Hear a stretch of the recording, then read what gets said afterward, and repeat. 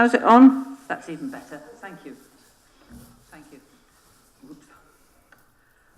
Would like to welcome lecturers from our twin city Perm University. Welcome. I trust you'll find our meetings interesting today. Very good to have you here.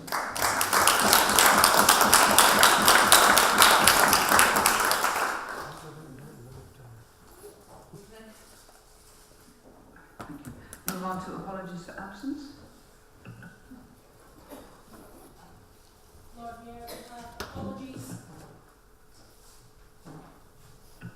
Apologies for the technical system. From Councillors Anwar, Thomas, Ligo, Gough, Humberston, Turner and Cook. Thank you. Are any declarations of interest? Thank you. We then move on to item 3, concerning recommendation from previous council about the removal of the freedom of the city from Aung San Suu Kyi. And I believe that Councillor Clarkson wishes to speak. Thank you, Lord Mayor. When Council agreed in September to look into the possibility of removing the freedom of the city from Aung San Suu Kyi, I think we genuinely hoped that the intervening months would see an improvement in the situation in Burma.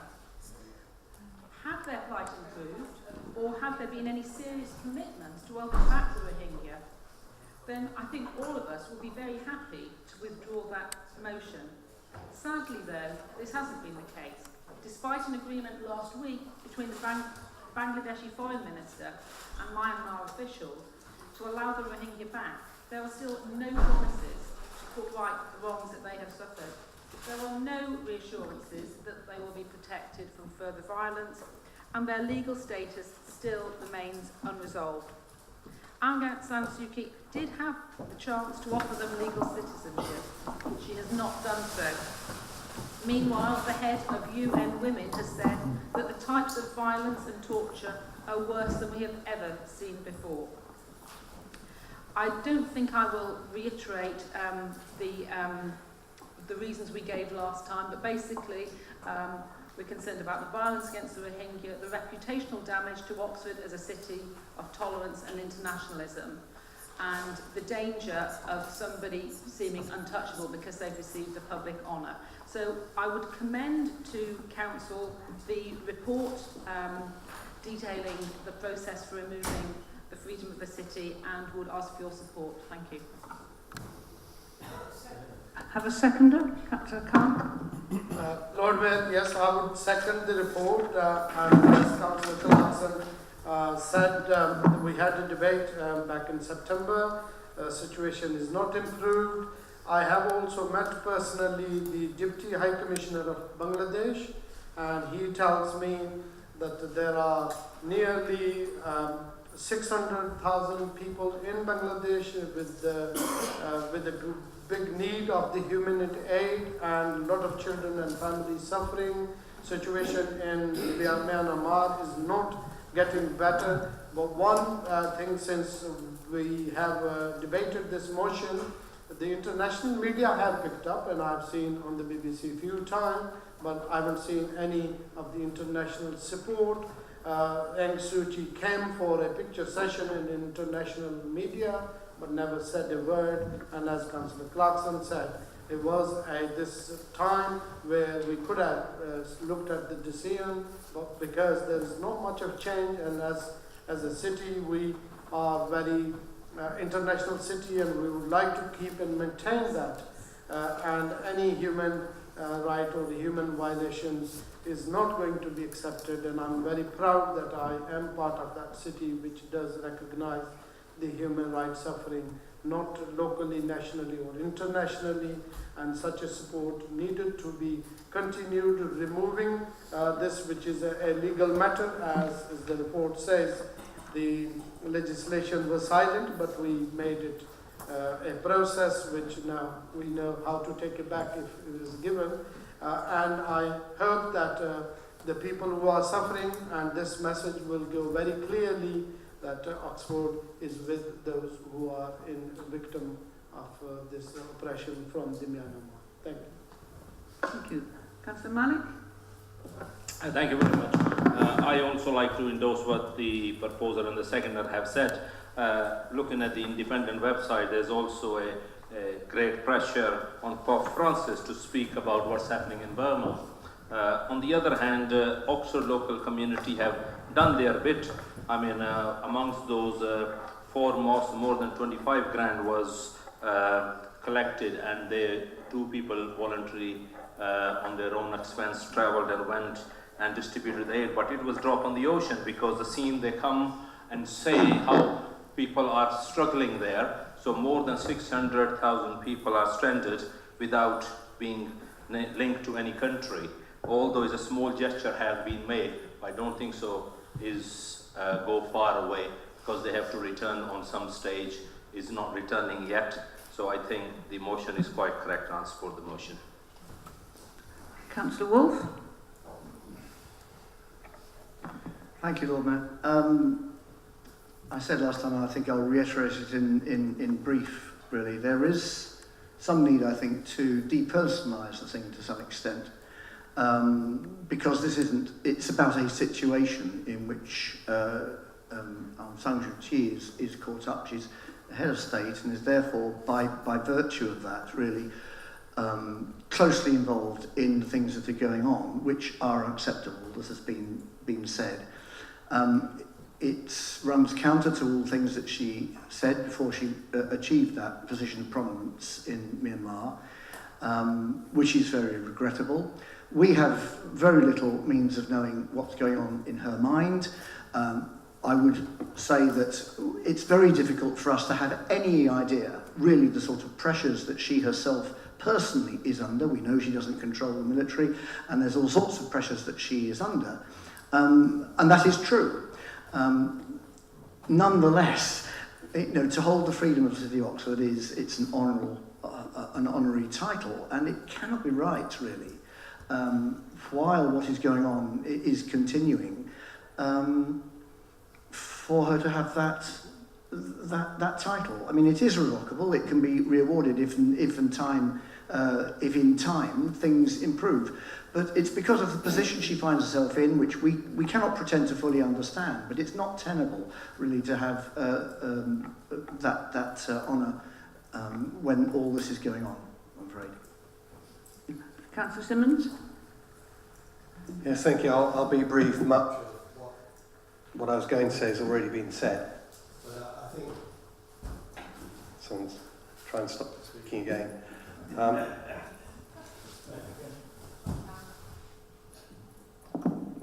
So I think a lot of what I'm going to say has already been said, but I think it's very important that we, as an international city, and as a city that has a long association with Aung San Suu Kyi, of course, that what we say will resonate well beyond the walls of this council chamber, and I think, and rightly so, because we, as a community, as an international community, must stand united, and are standing united, cross-party, in all parts of this chamber, in seeking to revoke the honour of the freedom of the city. And in fact, things, if anything, have got slightly worse since we discussed the motion. We've had the United Nations and United States both accused Myanmar of ethnic cleansing, and this is a Trump-led United States, remember, and called, certainly for the military at least, to be held accountable for a huge series of allegations, as well as the fleeing of more than 600,000 Rohingya to nearby Bangladesh. We have the rather unsavoury spectacle of Aung San Suu Kyi trying to shore up support by going to China now, as announced today. China that's trying to get the motion, the United Nations resolution, revoked and stand against it, which was very much aimed at ending the hostilities within Myanmar. So I think it's very right and proper that we as a council stand by our decision to revoke the freedom of the City of Oxford, because that's an honour which we shouldn't be giving lightly, and I think in this case we do. Thank you. Councillor Tanner? Thank you, Lord Mayor. I was very pleased when in 1997 we gave the freedom of the city to Aung San Suu Kyi, a more noble fighter for democracy in Burma, in Myanmar, you could not at that stage have found. She spent 15 years under house arrest. She had close links to Oxford, and I'm sure that was entirely the right thing to do. In 2012, I was really thrilled that she was able, in person, to receive that honour, and I was able to meet her, like a number of others here. But, as other speakers have said, although it is with great regret, it is quite clear that when she has made herself, to some extent or other, and we can argue about the extent, complicit in ethnic cleansing, then we have to act. And that's why I'm so pleased the Council took the decision it did last time. We don't just want to take away the freedom of the city from Aung San Suu Kyi. We want the refugees to be able to return. We want the Rohingya to be given full citizenship in Burma, and we want criminal charges brought against the military and others who are involved in this ethnic cleansing. And that's the message we send out today, and I hope this, I know this motion will be passed unanimously.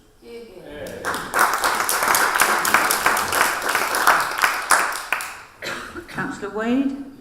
I think I have two more speakers after that, and I think that should be the end. Thank you, Lord Mayor. The Liberal Democrats support the revocation of the freedom of the city, but we do it with a heavy heart. She was a worldwide figurehead for freedom during her years under house arrest until her party won open elections in November 2015, which is exactly 2 years ago. The plight of the Rohingya was already well known to Aung San Suu Kyi at that point. They had been denied citizenship in Myanmar since 1982, so we're now looking at 35 years, which is almost 2 generations. Aung San Suu Kyi didn't take any action to recognise them as de facto, if not de jure, citizens, and then when the military crackdown started on the 25th of August, she sat on her hands.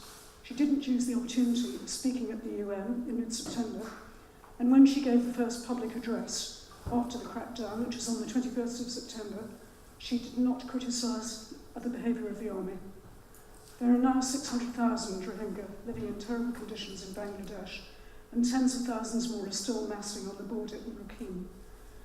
On the 23rd of November, other colleagues mentioned the fact that there was a meeting between her and Bangladeshi officials, and there was an accord signed. We need to feel that this is more than a public relations effort, and at the moment that's not clear. I think we need to keep the pressure up. It's not clear that the Rohingya will get their homes and their farms back. It's not clear that the UN Refugee Agency will supervise their return, and it's not clear whether their legal status will be resolved, now or at any stage in the future. If we can help to apply that pressure by the very small effort that Oxford can make, then I think we must do it. Thank you. Councillor Price.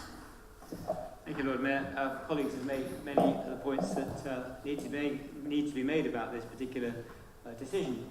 But I think I'd like to make one point, which is that we give the Freedom of the City regularly to people who rendered eminent service to this city. And one of the organisations that we give it to is Oxfam.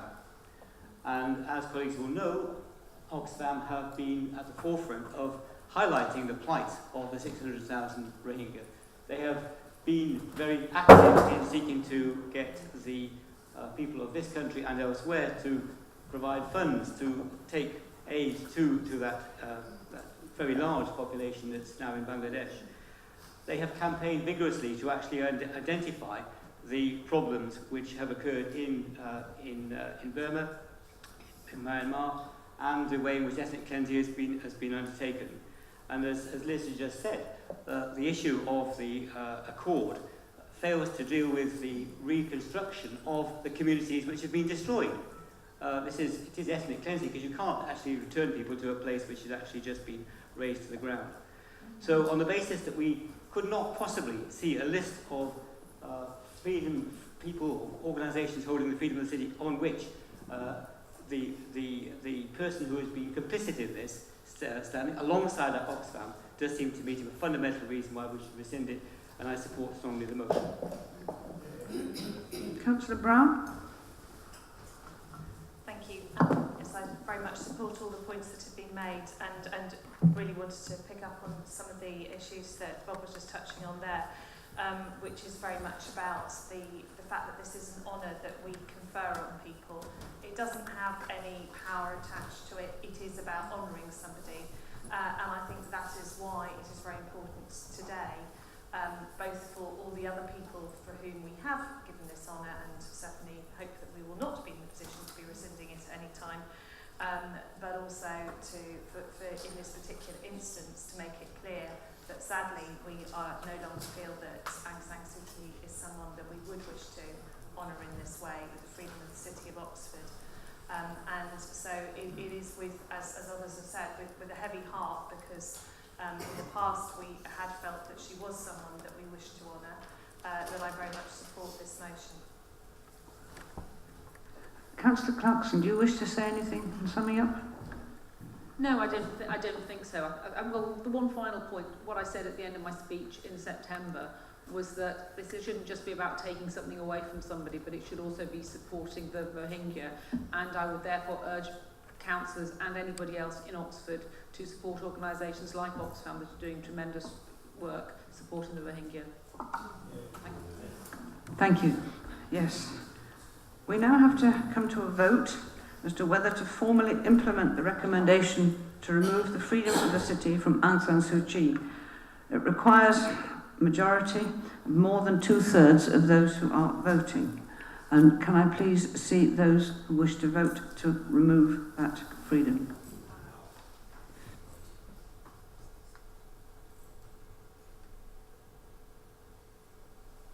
That's everybody, Lord Mayor. That's unanimous. Very much, Jennifer.